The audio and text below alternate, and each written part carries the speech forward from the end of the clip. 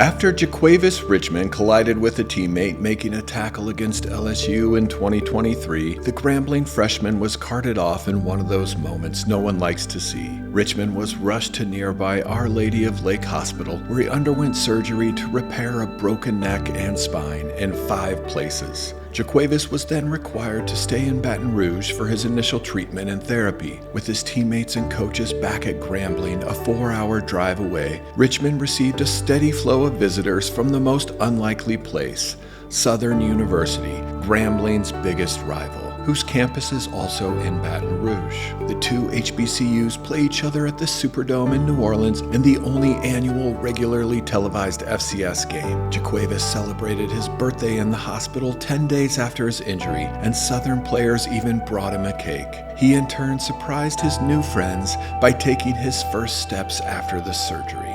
Richmond returned to Grambling in time for the Tigers' homecoming game that October and will return to action in 2025. Heading into the 2022 Winter Olympics, Erin Jackson was a favorite in the 500 meters speed skating event, which an American had not won in 28 years. However, in the qualification trials, Jackson had a minor slip and finished third in the race, where the top 2 were invited to Beijing. Brittany Bowe finished first. Bowe and Jackson are both from Ocala, Florida, and both started in inline skating. Brittany did not feel right about Erin missing her opportunity and decided to give up her spot. So Jackson raced in the Olympics and became the first black woman to medal in ice skating and Team USA's first skating gold medalist since 2012. Brittany, meanwhile, was voted a flag bearer by her peers, won bronze in the 100 meters, and ended up being able to compete in the 500 after all because of a late opening in the field. Both hope to compete in the 2026 games. Andy Roddick entered 2005 as the number 2 ranked player in the world. He also established himself as a hero after saving fellow tennis player Shang Shalkin and others from a hotel fire the year prior. But it was at the Rome Masters in May when Andy showed his incredible character. Roddick was leading 5-3, 40-0 in the second set in the round of 16 against Fernando Verdasco when on the Spaniard's second serve against match point, the linesman called out. Game over, Roddick wins. Except Andy saw that the ball was not out, and he motioned to the umpire and pointed to the ball mark on the clay. Almost miraculously, Verdasco rallied to win the second set and then the match. Afterwards, Roddick downplayed the act, telling reporters, "I don't think I did anything extraordinary. I just saved the umpire a trip." Andy beat Fernando a year later in the US Open, but lost in the finals to number 1 Roger Federer. Sara Tucholsky, a walk-on at Western Oregon who had earned a scholarship, took the plate in the second inning of a Division II playoff game with 2 runners on base amidst a slump. After taking a strike, she swung hard at the next pitch and it soared over the left field fence, the senior's first career home run. Sara was so excited she missed first base, and when she stopped to turn around, her knee buckled. The umpire explained her teammates were not allowed to assist her around the bases to make the homer count, but she could take a pinch runner and it would be ruled a single. Central Washington players Mallory, Holtman, and Liz Wallace heard the rules and had an incredible response. They picked up Tucholsky and walked her around the diamond, lowering her enough to touch each base. The incredible act of sportsmanship was captured on a parent's video camera and went as viral as something could in 2008. The women won Best Moment at the ESPYs, where Holtman and Wallace jokingly carried Justin Timberlake. The Seahawks honored the moment, as did the Musial Awards. 10 years later, Holtman, a star for the Wildcats, who lost the game, was the first softball player inducted into their Hall of Fame.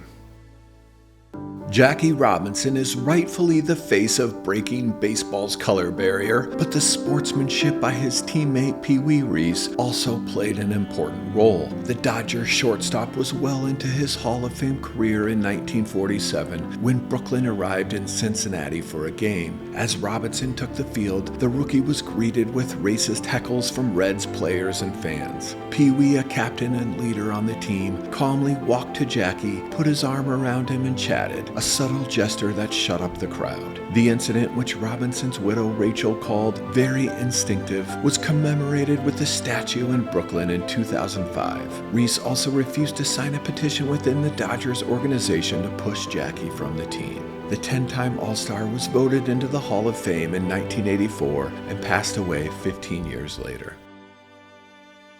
The biggest victory in Ivan Fernandez Anana's life was the day he lost a race he could have won. On December 2, 2012, the Spanish distance runner was racing in Navarre and closing in on leader Abel Mutai, who won bronze at that summer's Olympics in the 3,000-meter steeplechase, when a funny thing happened. The Kenya runner began to slow down, believing he had already crossed the finish line. Rather than pass him and win, Ivan pointed out the correct mark and directed Abel to the win. Anana continued competing for a few more years, but the moment with Abel followed him, and he became a motivational speaker. Every year on the anniversary of the race, he posts a photo encouraging others to do good in the world. "The most educational tool I have had has been through sports," he wrote recently. "There I learned to make an effort to do better." Miroslav Klose was already a seasoned soccer star by 2012, but what he did with Lazio on September 26 would earn him respect from the sport's faithful fan base for eternity. Early in a match against Napoli, Klose scored off a corner kick to give Lazio a 1-0 lead. Napoli immediately protested the goal, saying that Miroslav scored with his hand. This was long before replay, but it did not matter anyway. Klose knew he did in fact use his hand, and he told the referee to void the score. Napoli went on to win 3-0, but Lazio won the Coppa Italia to end the season. Klose retired in 2016 and stands as Germany's all-time scorer and holds the record for most World Cup goals with 16 over 4 tournaments. Oklahoma's Dover High School was a few minutes into their January 9th basketball game against Life Christian Academy when sophomore Randy Vitale collapsed. Magnus Miller, a senior for LCA, recognized the situation as he previously had a friend deal with seizures on the court. He also knew what to do with cardiac arrest from lifeguard training. As Dover's staff panicked, the calm student retrieved the school's defibrillator and cut open Vitale's shirt to use it. He then went into CPR and guided parents to do chest compressions for 30 minutes until an ambulance arrived. Randy was rushed to Oklahoma University Children's Hospital, where Magnus visited him 5 days later on his road to a full recovery.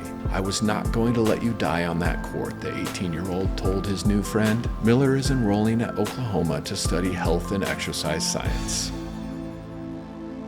In 2016, Pennsylvania's Chambersburg High School was preparing for a wrestling meet against Conestoga Valley. The wrestlers on both teams knew each other from off-season matches, and Chambersburg was aware that Conestoga Valley's 152-pound district champion Lucas Ortiz was forced to miss his entire senior season with a torn ACL. However, Chambersburg directed Ortiz to report to the mat during his weight division, and when he did, fellow senior Matt Strunk announced he was forfeiting. The win gave Ortiz his 100th, which Chambersburg wrestlers felt he deserved. Chambersburg still won the meet. Ortiz went on to become a father and is now an assistant wrestling coach at his alma mater. Mario Hofer is proof that a small act can make a big impact. In 2021, the senior receiver and defensive back at Iowa's Charles City High School was playing against rivals New Hampton. It was a hot Friday night, and two-way players like Hofer were cramping. But it was when New Hampton's Carter Steinledge went down with what he called the worst cramp of his life that Hofer showed what he's made of. Mario and his brother were adopted by Charles City residents Sue and Eric Hofer, who raised them to be kind. And that's what Mario did when he helped Steinledge stretch out his cramp. A photo of the act went viral, and Hofer was widely recognized. He also caught the game-winning touchdown, ending a losing streak that lasted the entire previous season. Mario went on to play football at Northwestern College and is now a music artist.